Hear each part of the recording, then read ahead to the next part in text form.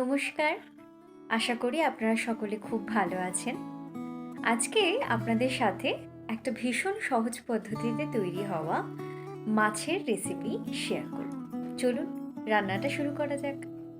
প্রথমে একটা পাত্রে 1 চামচ পেঁয়াজ ও রসুন বাটা, কিছুটা আদা বাটা, টক দই, টমেটোর পেস্ট, লঙ্কার গুঁড়ো, হলুদ গুঁড়ো, পরিমাণ মতো নুন ও চিনি দিয়ে জল মিশিয়ে একটা পেস্ট বানিয়ে রেখে দিতে হবে।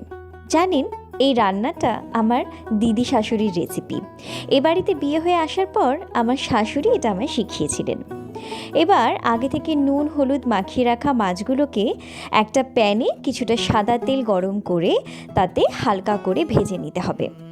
এবার মাছগুলো হালকা করে ভাজা হয়ে গেলে মশলার যে পেস্টটা বানানো ছিল সেটা ওপর থেকে দিয়ে দেব। ভালো করে কষিয়ে নিয়ে মশলা থেকে তেল ছেড়ে দিলেই বুঝবো রান্নাটা একদম রেডি হয়ে গেছে।